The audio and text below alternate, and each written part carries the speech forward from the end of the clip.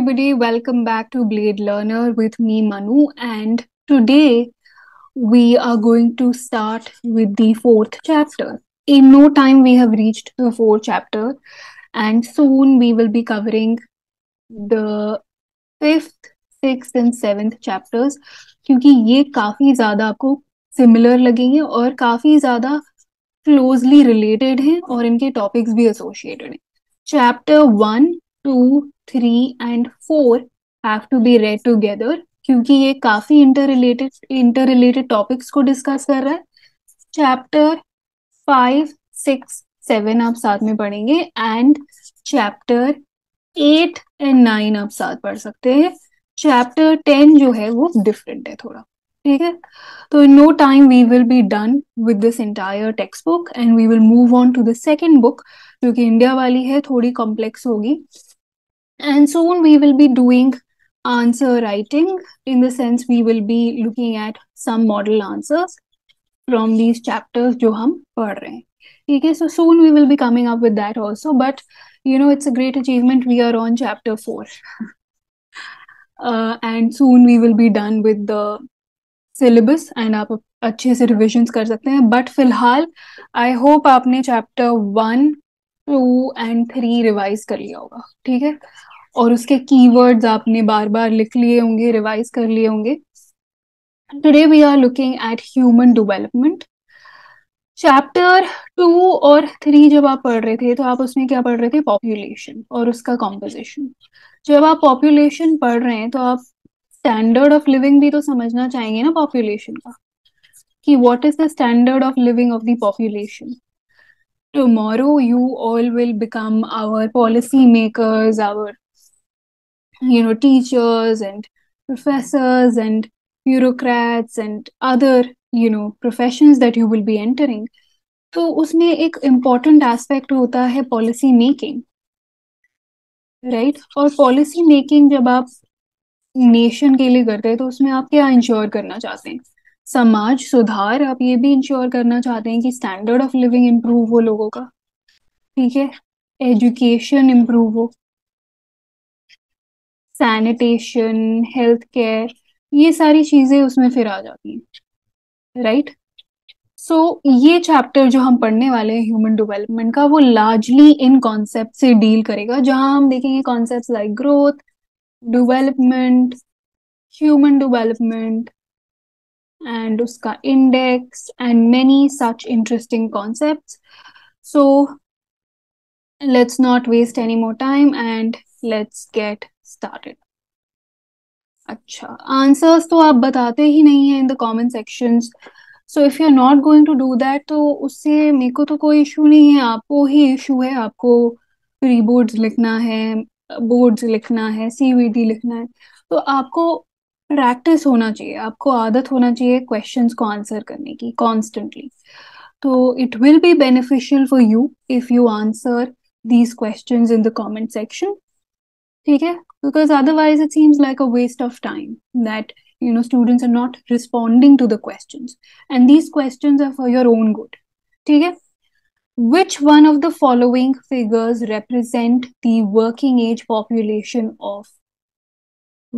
age group of a population? 15 to 65 years of age, 15 to 66, 15 to 64, 15 to 59. So इसमें कुछ confusing data है. According to OECD and World Bank, OECD क्या है? Organization of Economic Cooperation and Development, and World Bank, the answer should be this, but according to the NCERT it is this. So you should mention कि आप क्या लिखेंगे in the actual exam, but every time it is a board question or anything like that, you should go with the NCERT, right? तो इसका answer तो मैंने ही बता दिया. But next, if you know anything else, if you know other data or anything related to this, then you can mention that in the comment section. We move on to the next question. Which one of the following has caused the sex ratio of the United Arab Emirates to be low? Okay, selective migration of the male population. Okay, high birth rates of males, low birth rates of females and high out migration of females. So थोड़ा society wise सोचेंगे, है ना, कि how do you imagine UAE? What kind of a country do you think UAE is? Is it like India or is it like the US? Sorry, or is it in between? ठीक है, उसके basis पे you are going to write the answer in the comment section. Now we move on to the contents, कि हम इस chapter में जो अब करने वाले हैं, चैप्टर 4 ऑन ह्यूमन डेवलपमेंट, उसमें क्या है, ग्रोथ एंड डेवलपमेंट के बीच का डिफरेंस, इसको हम बहुत ही क्रिस्प मैनर में करेंगे, ज्यादा बकबक नहीं करेंगे, we will just stick to the point, जो की पॉइंट्स हैं, कीवर्ड्स हैं। और ये चैप्टर काफी बेनिफिशियल होगा when you have to, because I have designed it in a way where you have main points जो कि आप डायरेक्टली अपने आंसर्स में लिख सकते हैं। ठीक है, 4 पिलर्स ऑफ ह्यूमन डेवलपमेंट अगर आपको आता है, आपको कुछ ज्यादा सोचना ही नहीं है, आपको वो सारे 4 पिलर्स जो हम पढ़ने वाले हैं वो एकदम झट से याद आ जाएंगे और आपको हेडिंग बना के उसके नीचे पॉइंट्स लिखने हैं। ठीक है, so that is their approaches to human development, measuring human development and international comparisons. How do you measure something like human development, which can be so complex and it can have multiple facets, it can have multiple ways of being viewed? तो उसे कैसे major करें? ऐसी poverty को major करना भी कई बार difficult हो जाता है, एक सिंपल क्लियर कट उसका फंडा नहीं होता।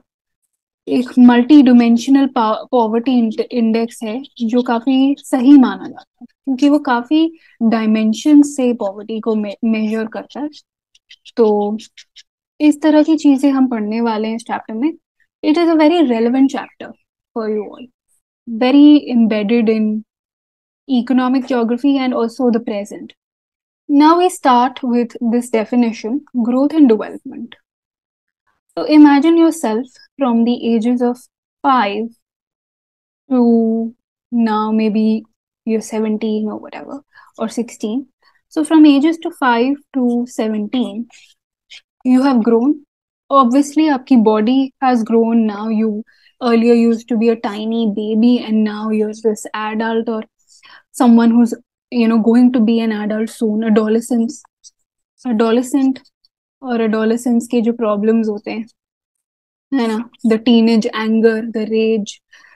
So you saw yourself growing from the ages of 5 to 17. ये तो ग्रोथ हो गई, ये तो आपको ग्रो करना ही है ना।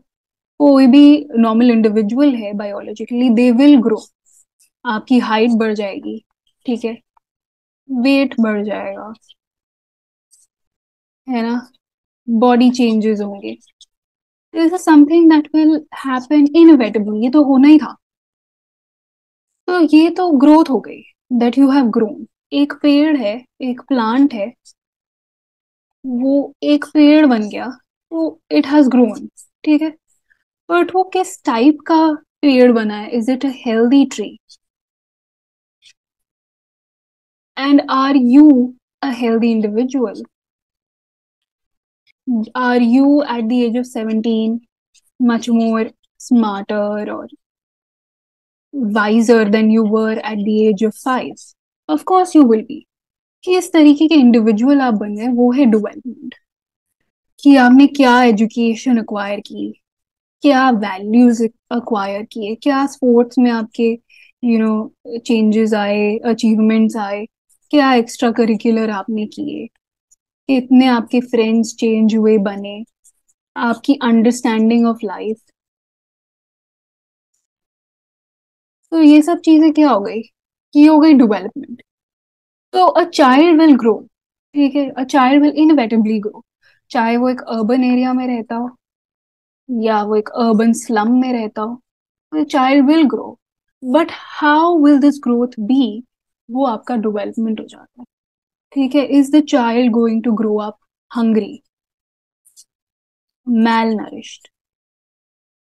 तो फिर उसका ग्रोथ तो हो गया पर उसका डेवलपमेंट नहीं हुआ, क्योंकि कुछ प्रोडक्टिव नहीं निकल गया। It's not a healthy child, it is a hungry and malnourished child.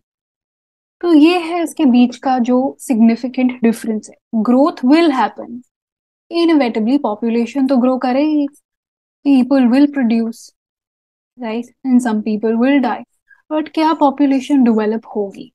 क्या पॉपुलेशन एक एडवांस्ड पॉपुलेशन बनी है? क्या वहाँ हेल्थ केयर इम्प्रूव हुआ है? क्या वहाँ के लोगों की लाइफ एक्सपेक्टेंसी बढ़ी है? ये सारे फैक्टर्स हमें क्या बताते हैं? Development. Now we will look at the points one by one. आपको एग्जाम में ऐसे ही टैब्यूलर फॉर्मेट में उसको लिखना है, क्योंकि इससे सबसे ज्यादा मार्क्स मिलते हैं। Geography is clear cut to the point. इसमें आप हिस्ट्री एंड बाकी सब्जेक्ट्स की तरह स्टोरी नहीं बना सकते हो। You have to stick to the point, and either ways even in boards you have to stick to the point, right? So growth refers to change over a period of time. Okay, development also refers to that. ये तो इनका common point हो गया, ठीक है।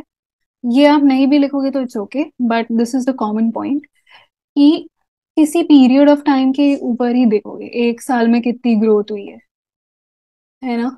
एक साल में कितनी डेवलपमेंट हुई है, जब भी आप मेजर करोगे you will take some time period. And growth is quantitative in nature, whilst development is qualitative in nature. What do we mean by quantitative? Quantitative is numbers. Number बढ़ गया भाई पॉपुलेशन का, पहले 10 लाख थी अब 20 लाख हो गई। और क्वालिटेटिव क्या है? कि क्वालिटी क्या इम्प्रूव हुई लोगों की?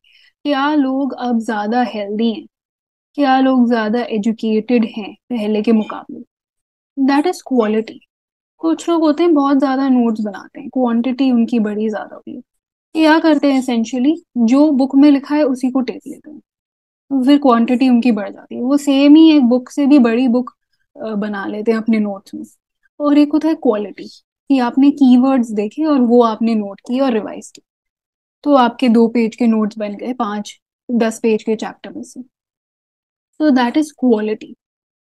So always we should ideally prefer quality over quantity. Development important है। पॉपुलेशन का साइज बढ़ गया लेकिन डेवलपमेंट नहीं हुई, तो वो किसी फायदे का नहीं है, ठीक है। वो तो एक्चुअली हमारे लिए एक लायबिलिटी है। तो ये चीज आपने नोट की, that growth is quantitative and development is qualitative. Now we move on to the third point. It is value neutral. What does that mean? It may be positive or negative. हमने ये देखा था population growth में, पिछले chapter में, पिछले chapter में। ये क्या है? It is always positive. अगर हम कह रहे हैं कोई चीज डेवलप हो रही है, तो हम यही कह रहे हैं कि पॉपुलेशन जो है डेवलप हो रही है, किसी अच्छी प्रोग्रेस की डायरेक्शन में ही जा रही है। so that is going to be your development. And when we say positive growth does not always lead to development, we mean कि वैसे जैसे इकोनॉमी का साइज बढ़ता जा रहा है, ठीक है, more people are earning, that does not mean कि हर एक बंदा डेवलप हो रहा है। हो सकता है that the size of the economy या जो जीडीपी का कंट्रीब्यूशन है एक सेक्शन दे रहा है, बाकी सारे सेक्शंस जो हैं वो पुअर हैं, या their standard of living has not improved.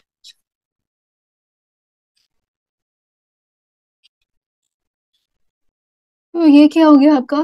कोई फायदा नहीं है इसका, this is just on paper, but in reality nothing is changed. Development can not take place without an increment. Increment क्या होता है? इंक्रीज इन, जैसे income, your mother and father, उनकी इनकम में इंक्रीमेंट आना। तो डेवलपमेंट हो ही नहीं सकता अगर कोई एडिशन नहीं हो रहा है।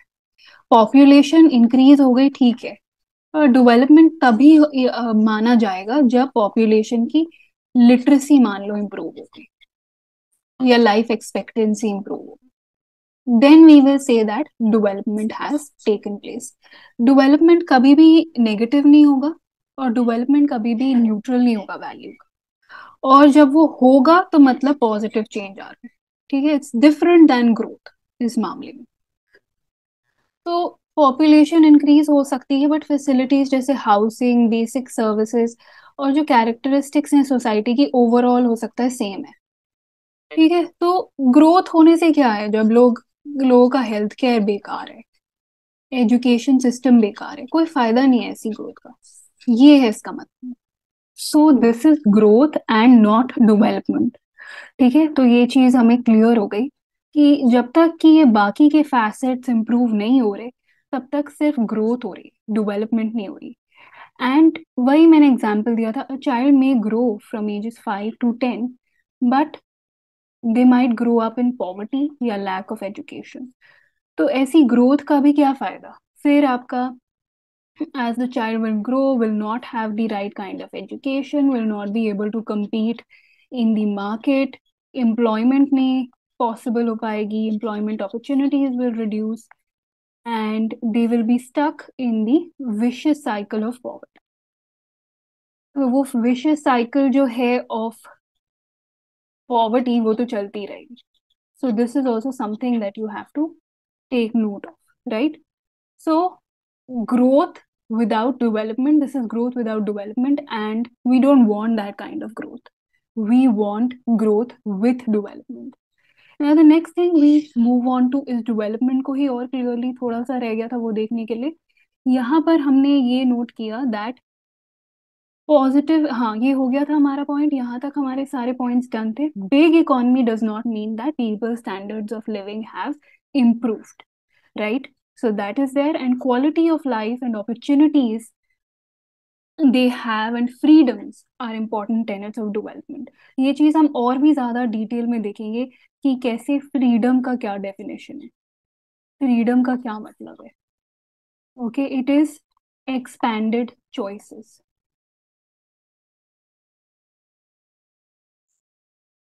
The freedom to make, the ability to make choices, that is freedom. This is a definition, this is one of the definitions given by Amartya Sen, and an important individual who you should definitely quote in your exam. Now we come to another interesting topic in this regard, and that is going to be human development. And इसके around हम देखेंगे human development के indexes जितने भी हैं, और किस तरीके से indexes नहीं, indices यूज होते हैं to measure poverty, to measure the level of improvement in the standard of living जो कि लोगों की है, right? ह्यूमन डेवलपमेंट पे अब हम आ जाते हैं, और यहाँ पर ये जो कॉन्सेप्ट है उसकी थोड़ी जेनेसिस थी है कि ये जो कॉन्सेप्ट था वो इंट्रोड्यूस किया गया है by doctor Mahbub ul Haq. He described it as development, human development की जब हम बात करें, he described it as development that enlarges people's choices and improves their lives. Freedom कब होती है? When are you free?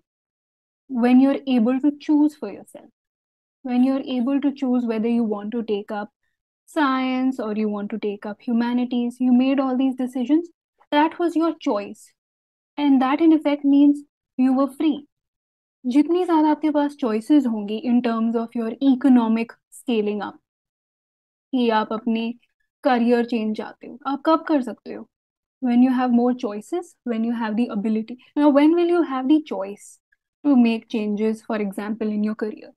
When you have the skill, right? So then when will you have the skill? जब आपकी education अच्छी होगी, country में demand होगी for that skill. तो इकोनॉमिक अपॉर्चुनिटीज और एजुकेशनल अपॉर्चुनिटीज ये कौन प्रोवाइड करेगी? या तो गवर्नमेंट करेगी या सिविल सोसाइटी प्रोवाइड करेगी. तो ये क्या हो जाता है कि एटमोसफियर भी तो क्रिएट होना चाहिए ना. ऐसा होना तो चाहिए कि आपके स्किल को वैल्यू किया जाए. So that atmosphere also has to be created, and इसलिए गवर्नमेंट के लिए इंपॉर्टेंट हो जाता है ह्यूमन डेवलपमेंट के सेक्टर पे काम करना, ताकि लोगों की चॉइसेस और उनकी लाइफ इंप्रूव हो. और चॉइसेस इंप्रूव होगी through the various policies, through the government incentives, through the private sectors incentives. Society जब साथ में चलेगी तब हमारी चॉइसेस इंक्रीज होंगी, और तब हम फ्री होंगे in many ways, right? People have to be central to this concept of human development, because we are what? We are a human resource. And resource को आप कैसे improve करेंगे, leverage कैसे करेंगे? जब उसके resource की demand होगी, resource के पास उतना nutrition, technical expertise, training होगी, right? तभी तो वो resource की potential को आप use कर पाएंगे. People are central to this concept, and these choices are dynamic, right? The basic idea to create is to create a meaningful life. That is, people must be healthy, be able to develop their talents, participate in society and free to achieve their goals. तो meaning जो है आपका life का बहुत थोड़े pre teens से आपको समझ में आने लगता है that what is life. You start to wonder what is the meaning of life. We want our life to have a purpose, right? If I am teaching you my purpose is that you understand this situation, उससे मुझे क्या मिल रहा है? I am getting satisfaction that I am helping some students, right, to achieve their goals. Similarly, every student will have a purpose, a meaning that they want to give their life to. For you, it might be to get into a good college or then eventually be employed in a particular sector, perhaps the social sector, perhaps the private sector. तो ये कुछ purpose हो सकता है। Your purpose might be to be a good child, to be honest, to be a good citizen. That can be a purpose as well. तो ये purposes आप कैसे डिफाइन कर पा रहे हैं? When you have the right kind of education, when you are healthy, somebody who is unhealthy all the time, उनके लिए तो पर्पस होगा to stay alive, to just get treated, to be healthy. तो अगर हेल्थ केयर अच्छा है तो आप दूसरी चीजों पे, अगर आप खुद हेल्दी हैं तो आप इन सब चीजों पे फोकस कर सकते हैं। Talent building, participating in society, achievement of goals. So all of these tenets are very important, जिसके अराउंड हम ह्यूमन डेवलपमेंट, इसको हम पिलर्स कहते हैं ह्यूमन डेवलपमेंट, जो कि हम नेक्स्ट स्लाइड में भी देखेंगे। ये बहुत इंपॉर्टेंट हो जाते हैं। और सबसे इंपॉर्टेंट फैक्टर्स होते हैं access to health, resources and education. ये की एरियाज होते हैं ऑफ ह्यूमन डेवलपमेंट। तो ये आपको हमेशा मेंशन करना है। क्या? Health, resources and education. ठीक है, तो इससे आपका जो है आंसर अपने आप ही रेलेवेंट हो जाएगा। Increasing people's abilities, capabilities in their areas is important in enlarging choices. Enlarging choice word आप यूज करेंगे, 3 words: enlarging people's choice, very important. Poor people, they cannot choose to take medical treatment for diseases due to their limited choices. Lack of resources उनके पास होते हैं, and eventually their life expectancy reduces or their standard of living, decreases. और उससे क्या होता है? They lose their sense of purpose, meaning of life, and then they are unhealthy emotionally, mentally, and they are not able to contribute to society to the best of their ability, क्योंकि उनकी ability तो जो है पहले ही hold कर दी गई है because of all these issues, lack of resources, lack of medical facilities, lack of education, right? तो हमारा गोल क्या है आज, the new generation and the sustainable development goals as well that we have been seeing, is to improve this standard of living where everyone can reach their full potential, right? Because potential is nothing if it is not utilized. So now we move on to the 4 pillars, the 4 important pillars of human development. यहाँ पर जब answer question आता है, that question होगा usually that talk about, give a definition of human development. So you will mention Mehboob al Haq, and then they are going to ask you talk about the 4 pillars of human development. So you are not going to write XYZ story. You are just going to mention 4 pillars heading में. First will be equity, then sustainability, productivity and empowerment. ये words अगर आपने नहीं सुने हैं तो you are definitely living under a rock in many ways. Sustainability तो आजकल हर हर जगह पे है, हर एक न्यूज़पेपर में। ठीक है, तो यहाँ पे उसकी आपको डेफिनेशन पता ही होनी चाहिए। सस्टेनेबल डेवलपमेंट 9-10 स्टैंडर्ड में भी पढ़ा है।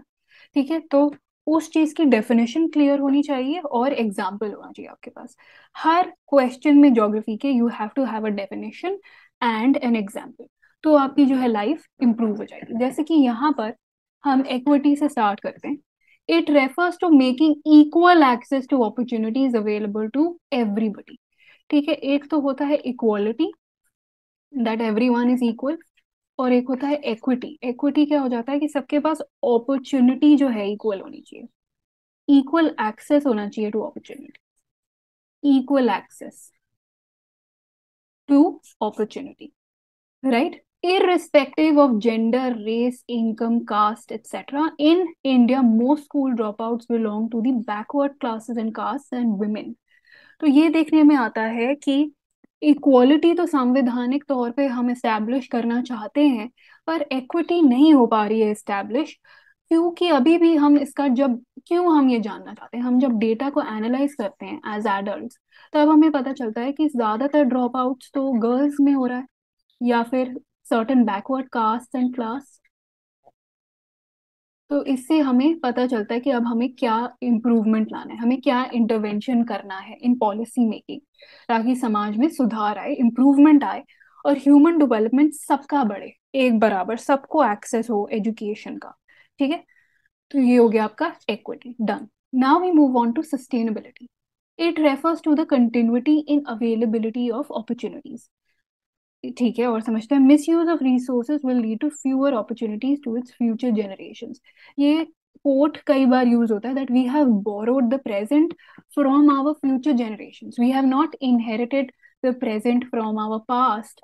ये नहीं किया है हमने, we have in fact borrowed it from the future generation.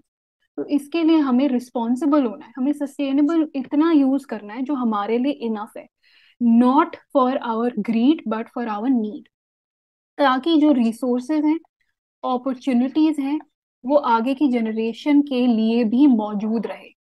अभी जैसे दिल्ली में now the air quality index has reached a very high level of pollution, कि सांस लेना भी मुश्किल हो रहा है। तो क्या हम अपनी फ्यूचर जनरेशन को क्लीन एयर दे पाएंगे, जो कि हमारा एक कॉन्स्टिट्यूशनल गोल भी है इन योर आर्टिकल 21, एंड या I think it is article 21 right to life, जहाँ पे हम चाहते हैं क्लीन एयर, एक हमारा गोल भी है और हमारा क्लाइमेट एजेंडा भी है, सस्टेनेबल डेवलपमेंट गोल भी है।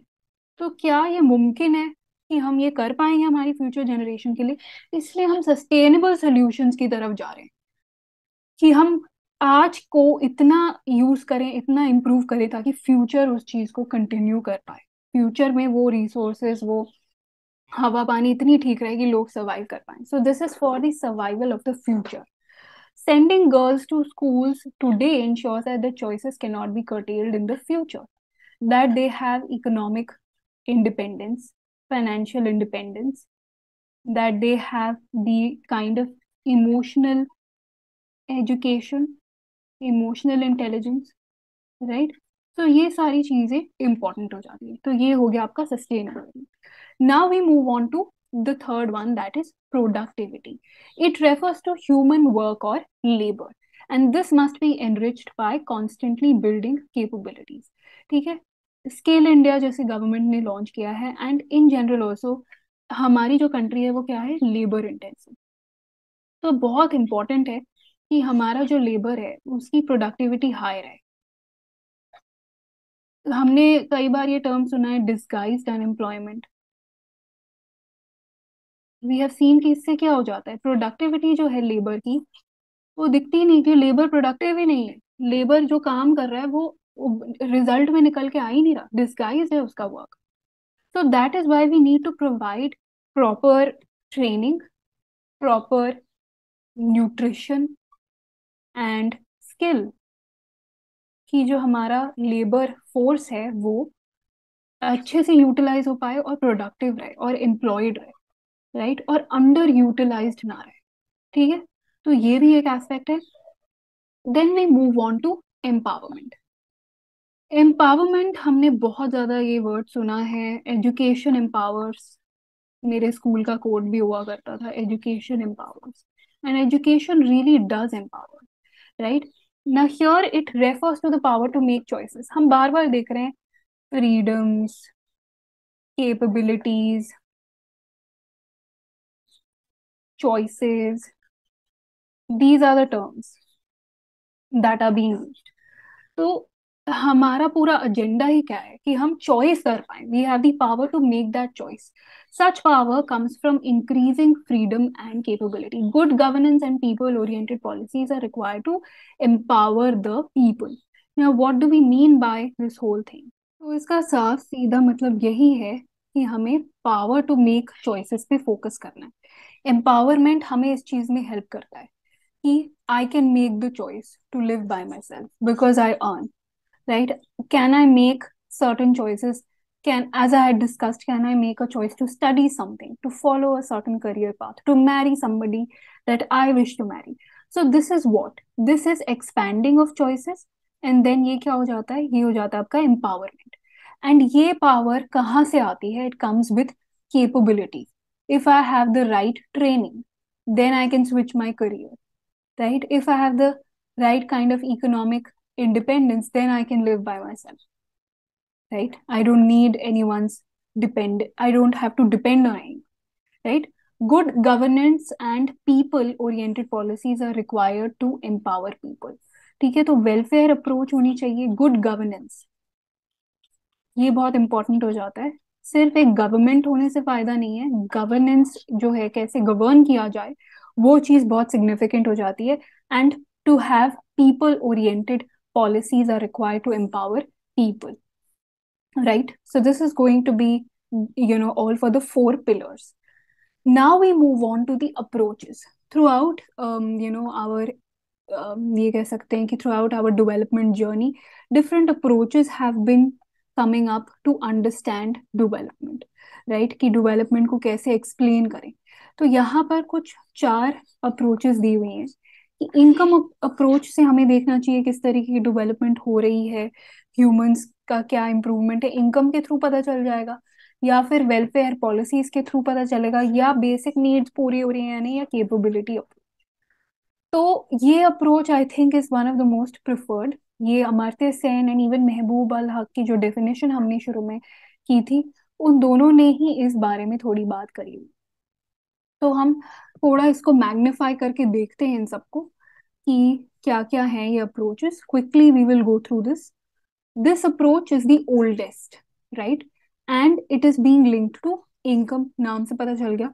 The idea is that level of income reflects the level of freedom of an individual. Higher the level of income, higher is the level of human development.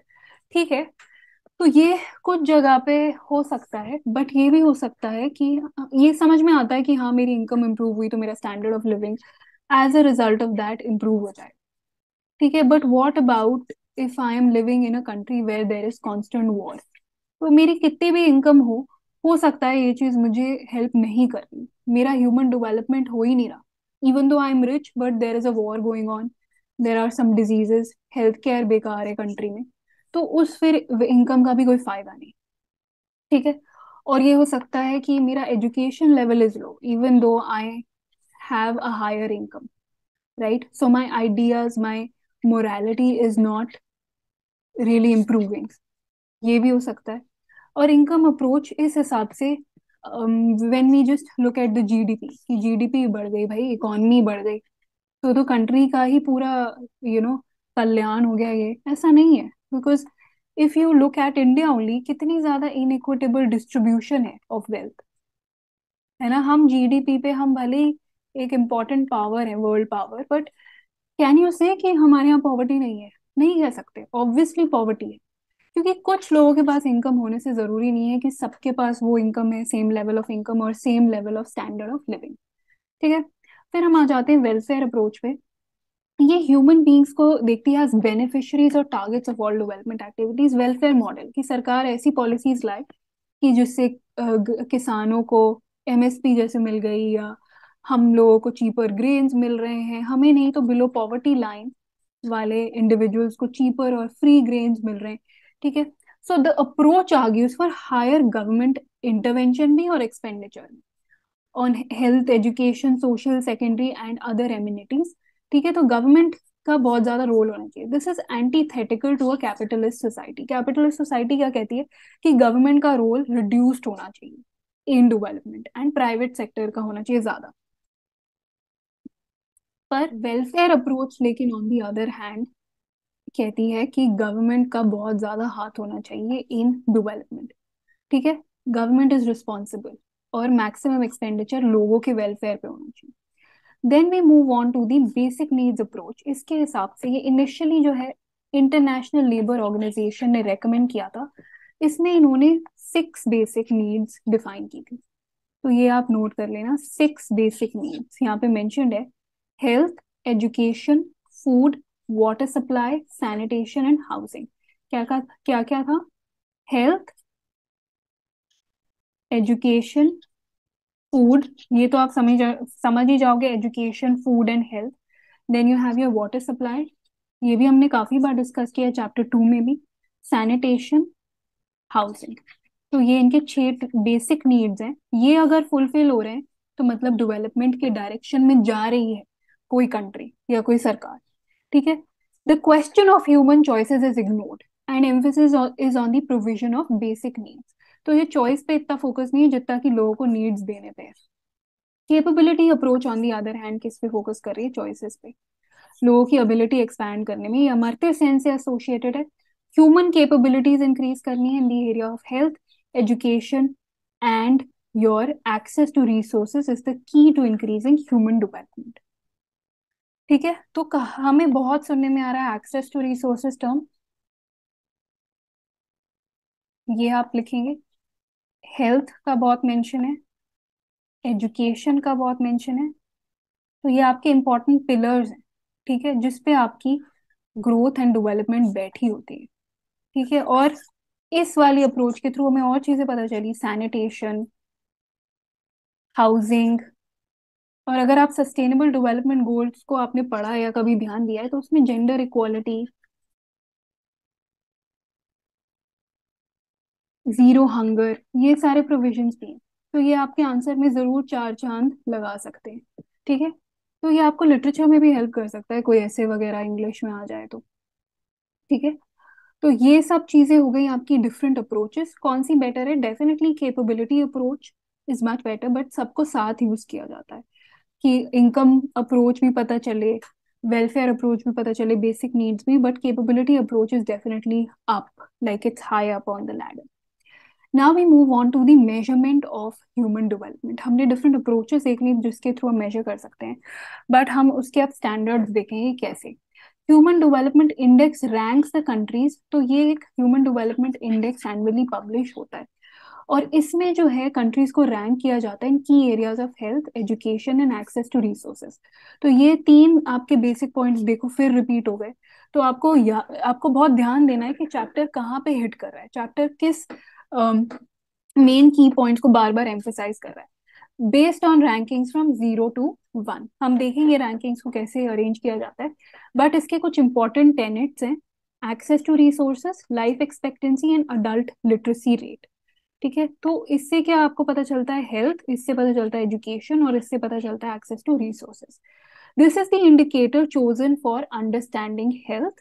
Life expectancy जब high होती है तो that means people have a greater chance of living longer and healthier lives.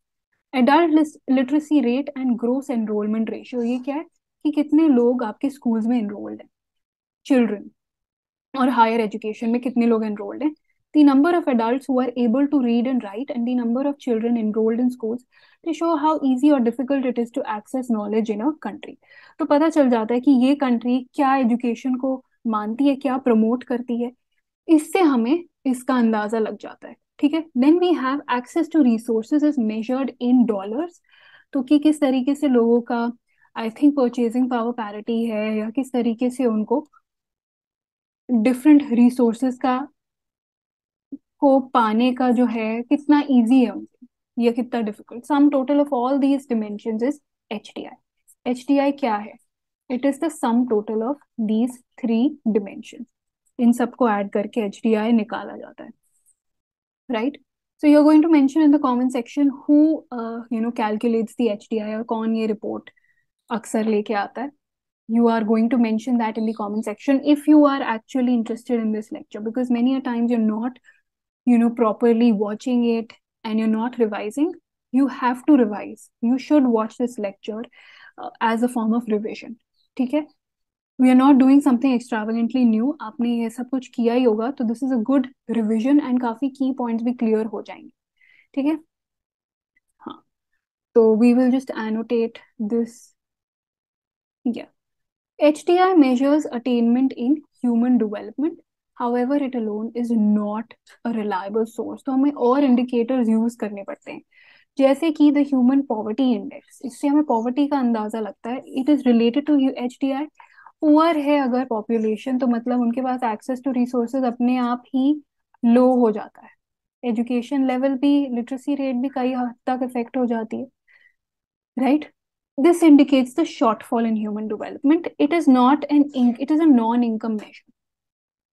क्या है ये? The probability of not surviving till the age of 50, 40, and the adult illiteracy rate the number of people who do not have access to clean water and the number of small children who are underweight are all taken into account to show the shortfall in human development in a region. So सिर्फ हम income नहीं देख रहे हैं लोगों की, हम क्या देख रहे हैं, क्या ये 40 की एज तक सरवाइव कर पाती है ये पॉपुलेशन, क्या यहाँ पे एडल्ट इलिटरेसी रेट काफी हाई है, क्या मतलब वहाँ के एडल्ट रीड एंड राइट नहीं कर पाते, क्या number of children who do not have access to clean water cure, कि पानी लेने के लिए दूसरे गांव बहुत दूर मीलों तक जाना पड़ रहा है बच्चों को, तो पढ़ाई का क्या हो गया फिर, कुछ नहीं पढ़ पा रहे। देर आर मेनी केसेस जहाँ पे बच्चे, छोटे बच्चे पानी लेने के लिए दूर दराज के इलाकों में जाते हैं and they die because of dehydration.